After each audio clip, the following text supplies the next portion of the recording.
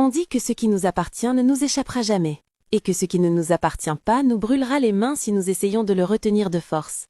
Voici l'histoire de deux sœurs identiques de visage, mais opposées d'esprit. Voici l'histoire de la façon dont la cupidité leur a réservé un billet de première classe pour la disgrâce. Dans la ville animée d'Ibadan vivaient les jumelles Fijiennes, identiques mais différentes en tout point. Il y avait d'abord Olamiposi. Olamiposi était le genre de fille qui traitait le gardien avec le même respect que le propriétaire. Elle était infirmière à l'hôpital général, travailleuse et douce. « Maman, tu as mal à la tête. Papa, touche ma maman. Soulage sa douleur. Laisse-la se reposer. Maman, bois cette soupe au poivre. Fais-toi transpirer et guéris. Demain, la malaria n'aura plus peur de te faire fuir. Ça sent bon ?» Elle était la fierté de ses parents. Puis il y avait Olamide. Si Olamiposi était de l'eau fraîche, Olamide était du kérosène qui attendait une allumette. Olamide pensait que le travail était pour les maudits. Elle passait ses journées sur Instagram et TikTok à suivre des célébrités et à crier « Godwin » à chaque photo privée. Elle était une reine sans royaume.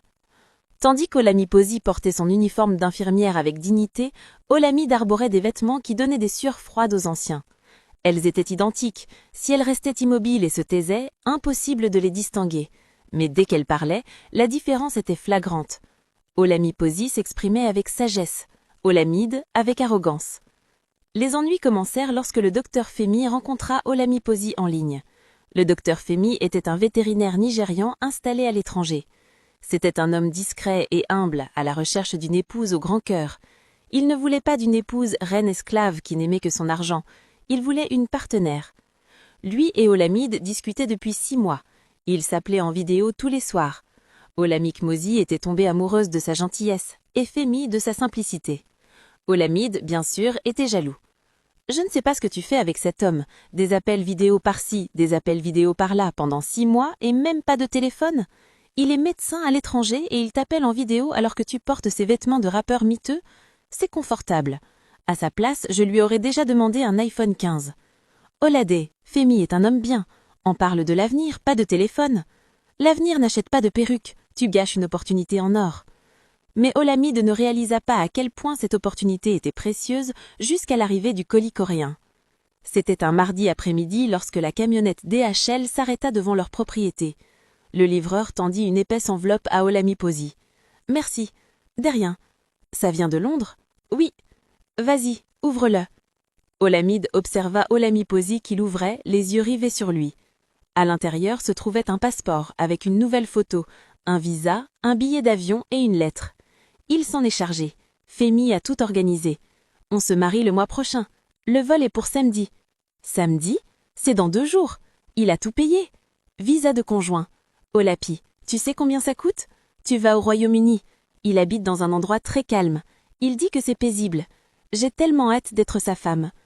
Olamide regarda le passeport. La photo était...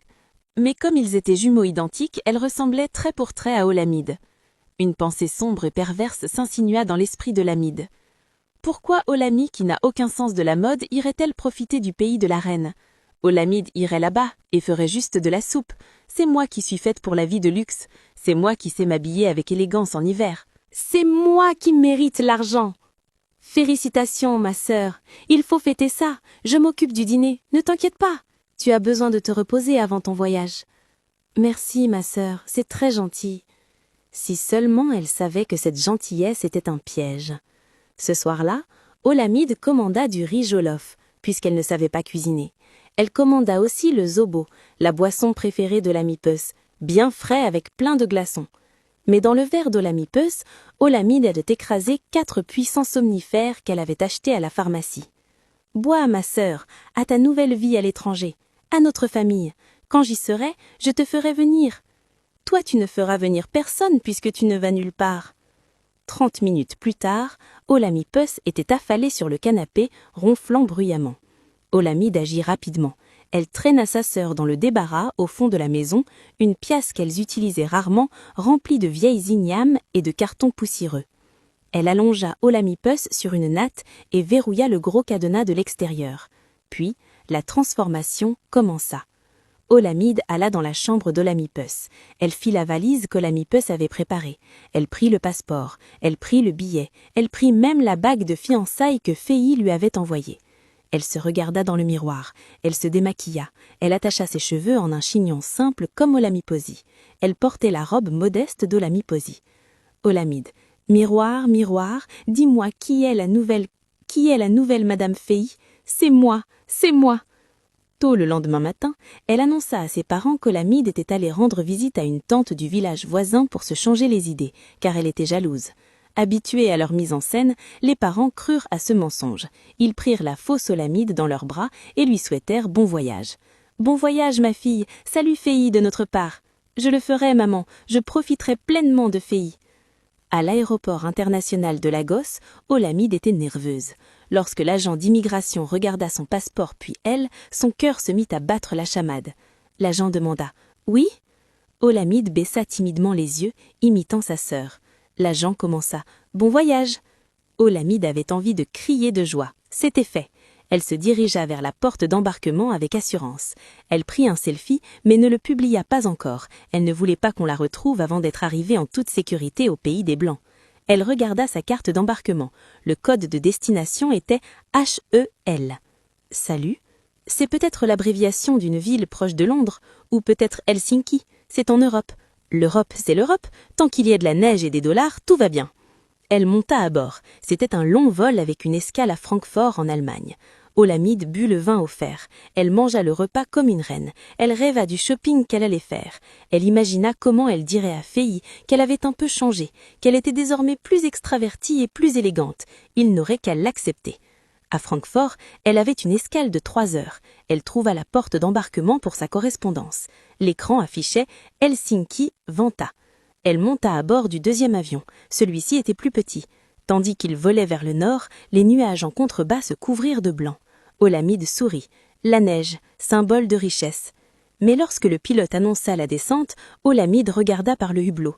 C'était blanc, d'un blanc immaculé. Mais il n'y avait pas de gratte-ciel, pas de grandes roues, juste des arbres à perte de vue et de la neige. Helsinki, murmura-t-elle, savourant le nom comme un grand cru, le pays de cocagne. Mais dès que les portes automatiques de l'aéroport de Vantaa se sont ouvertes, le miel, elle se tourna vers la porte. Le froid ne la toucha pas seulement, il la gifla, Ola serra son sac à main.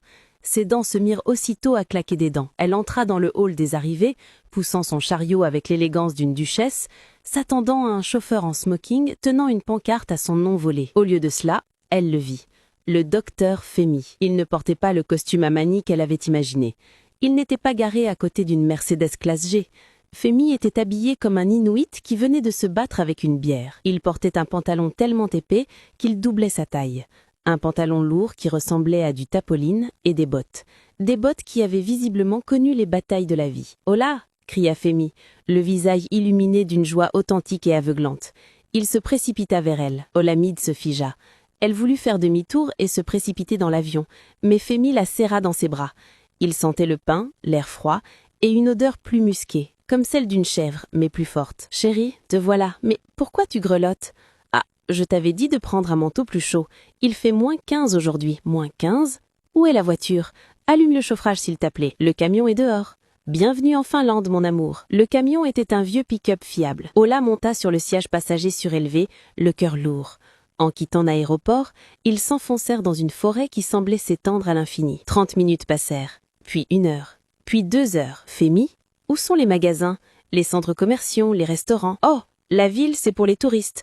On rentre à la maison. La ferme est en Laponie, plus au nord. C'est paisible. Juste nous, les rennes et les huskies. Une ferme ? Des rennes ? Oui, je te l'ai dit, n'est-ce pas ? Le mois dernier, quand on a parlé, tu m'as dit que tu avais hâte de m'aider à mettre bas. Tu m'as dit que le bruit de la ville te donnait mal à la tête. Oui, j'ai juste le décalage horaire. Lorsqu'ils arrivèrent enfin à la cabane, Olamide réalisa que les gens de son village l'avaient suivi en Europe sans visa. La cabane était faite de rondins. C'était magnifique, oui, comme une photo de calendrier. Mais c'était isolé. Il n'y avait pas de voisins, pas d'Uber. Il y avait le silence. Un silence assourdissant. À l'intérieur, il faisait chaud grâce à un grondement. Il y avait une cheminée, mais le mobilier était simple. Pas de canapé en velours, pas de télévision à écran plat au mur, juste des livres, des chaises en bois et des tapis en peau de bête. J'ai une surprise, Dieu merci. Enfin, voici le collier de diamants. L'une des huskies, Luna, est enceinte et doit mettre bas samedi. Je sais combien tu aimes les chiens. Tu peux m'aider à mettre bas les chiots? Ce sera notre première activité de complicité. Olamide le fixa. Elle regarda ses ongles manicurés pour lesquels elle avait payé 20 000 naïras. Activité de complicité, murmura-t-elle. Cette nuit-là, Olamide ne dormit pas dans le confort. Femi était un chrétien fervent, alors ils dormirent dans des chambres séparées. Samedi arriva, et Olamide se tenait dans une grange froide, une lampe torche à la main, tandis que Femi marchait avec un chien haletant. L'odeur était insoutenable. Quand Femi lui demanda de tenir une serviette ensanglantée, elle hurla et la laissa tomber. Femi la regarda, interrompant son travail. « Bonjour, vous êtes infirmière. Vous voyez du sang tous les jours. Pourquoi vous comportez-vous comme une princesse? C'est l'altitude. J'ai le vertige. » Femi termina la livraison seule, jetant des regards inquiets à sa fiancée. Les jours suivants n'eurent rien de lune de miel. Ce fut une véritable immersion dans un centre de redressement. Olamide, la reine d'Ibadan, l'influenceuse, la duchesse d'Instagram, se retrouva réduite à l'état de simple ouvrière agricole. À 4 heures du matin, le réveil hurla comme une banshee. Femi était déjà levée pour prier. Il frappa à sa porte. « Prière du matin », annonça Femi. Olamide grogna en se recouvrant la tête de la couette. « On peut prier sur Zoom ?» Femi retira les couvertures. « Nous avons prié ensemble. Nous avons prié par terre. » À genoux, Olamide s'agenouilla, les genoux douloureux sur le parquet. Tandis que Fei priait avec ferveur, invoquant les esprits du ciel et de la terre, Olamide s'assoupit. Elle ne se réveilla que lorsque Fei cria « Amen !» Puis vinrent les corvées. Pelleter la neige n'était pas un exercice, c'était une torture. La perruque hors de prix de Lamide, raide comme un piquet, qu'elle avait volée dans la boîte de sa sœur, se transforma en stalactite de glace. Mais la goutte d'eau qui fit déborder le vase, le moment où le chameau céda, fut l'incident de la cuisine. C'était jeudi soir. Femi entra, transi de froid en se frottant les mains. « Mon amour, ta cuisine me manque tellement. Ça fait 2 ans que je n'ai pas mangé un vrai repas nigérian. S'il te plaît, prépare-moi ta soupe à gussi spéciale, celle que ta grand-mère t'a apprise, m'a-t-on dit. » Olamide paniqua. Elle ne savait cuisiner que de l'eau pour les nouilles, et même ça, elle la brûlait parfois.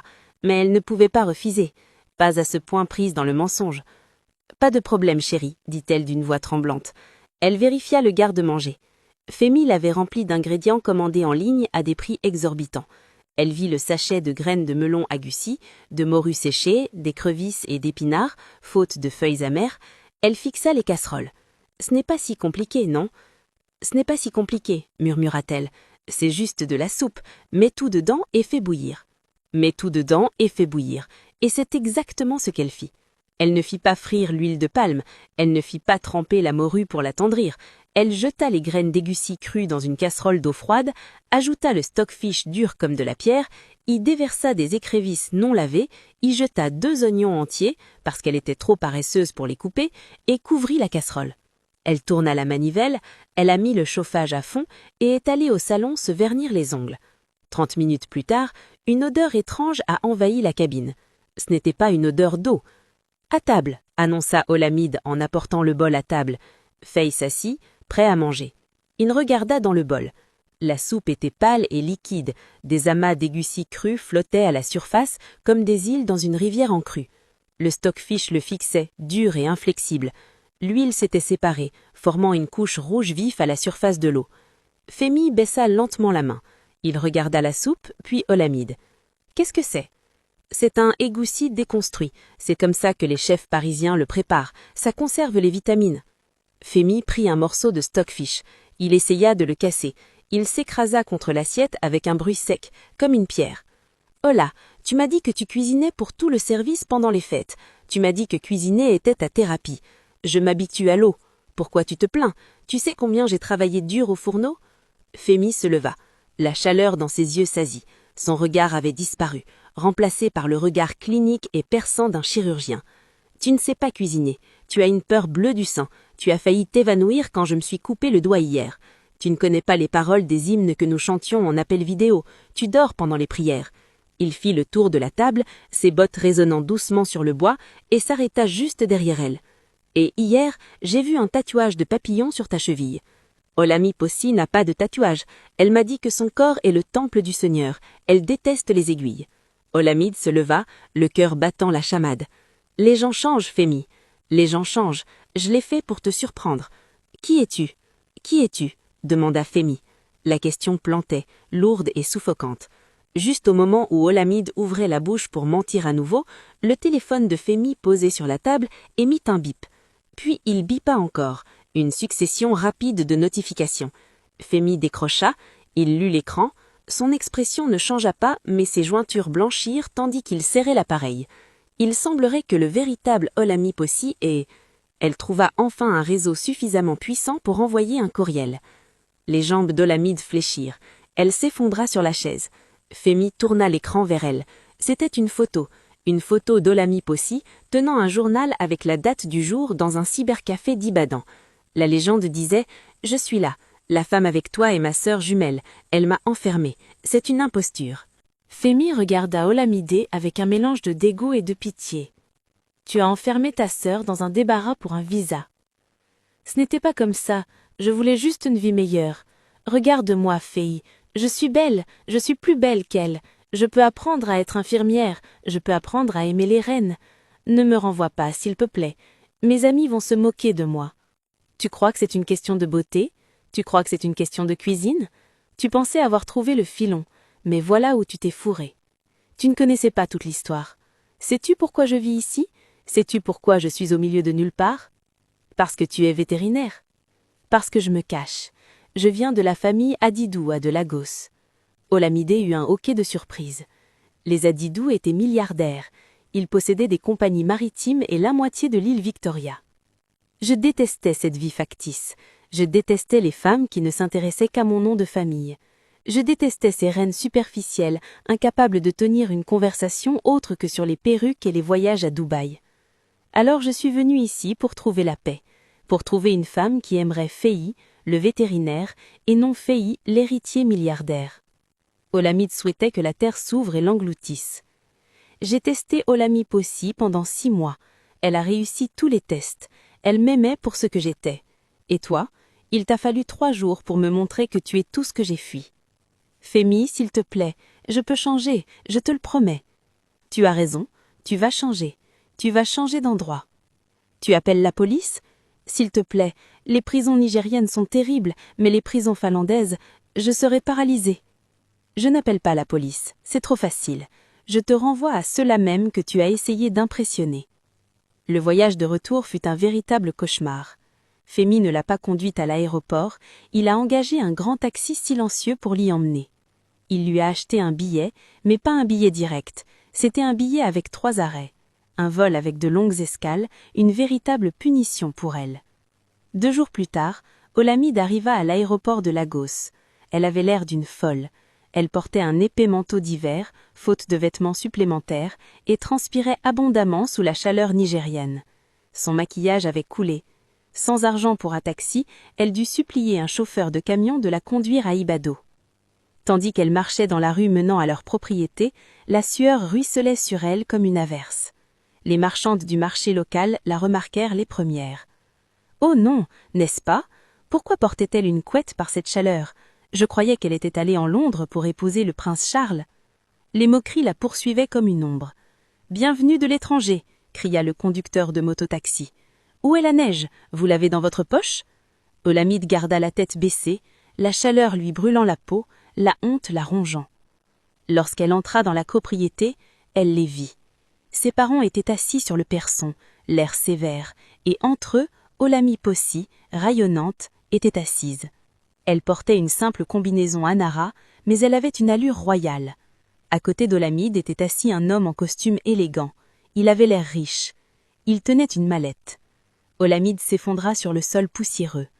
Son manteau d'hiver l'étouffait. « Maman, papa, sœur !»« Ne m'appelle pas sœur. Une sœur ne drogue pas son sang. Une sœur n'enferme pas sa jumelle dans les ténèbres. » C'était le diable. Je suis désolée. L'homme en costume se leva. Maid, je suis Barista Tunde, cousin et représentant légal du docteur Femi. J'ai pour instruction de porter plainte pour enlèvement, usurpation d'identité et escroquerie. Calme-toi. Non, papa, supplie-les. Tu voulais une vie facile. En prison, ils te nourriront et te logeront gratuitement. N'est-ce pas facile ? Elle s'approcha de l'avocat et posa sa main sur son bras. Barista, attendez, attendez. Puis elle fit face à sa sœur en sueur et en larmes. La ressemblance était frappante, mais la différence était évidente. L'une était en or, l'autre en plomb plaqué or. Je vais demander à Faye de ne pas porter plainte. Merci, merci Pussy. À une condition, tu travailleras, tu rembourseras chaque centime du billet d'avion que Faye a gaspillé pour toi. Tu travailleras à la blanchisserie de l'hôpital, à laver les draps et les uniformes, jusqu'à ce que la dette soit remboursée. C'est payé. Olamide regarda ses mains douces. Je vais laver. Je vais laver. 3 semaines plus tard, un élégant SUV noir entra dans la propriété. Le quartier retint son souffle. Le docteur Faye en sortit. Il ne portait pas son costume. Il portait une cape blanche de grande valeur. Il avait l'air du milliardaire qu'il était vraiment. Il passa devant la buanderie où Olamide transpirait en frottant un drap taché. Elle leva les yeux grands ouverts de regret. Faye ne s'arrêta même pas. Il ne la remarqua pas. Pour lui, elle faisait partie du décor. Il alla directement vers Olami Posey qui attendait sur le porche. « Je suis désolé pour le retard. J'ai dû démissionner de la clinique. Je retourne au Nigeria. On m'a proposé un poste dans un centre de recherche à Abuja. » Olami Posey sourit. « Bienvenue à la maison. » Et le soleil sembla briller plus fort. « Bienvenue à la maison. Bienvenue à la maison. » Olami Posey et Faye se marièrent lors d'une grande cérémonie. Olamide était présente, mais elle ne faisait pas partie du cortège nuptial. Elle se trouvait à l'arrière, elle servait les invités. Et chaque fois qu'on lui demandait « Olamide, quand pars-tu à l'étranger ?» elle secouait la tête et répondait « Ma sœur, ne t'en fais pas pour l'étranger, le Nigeria est agréable. Il ne neige pas à Ibadan. »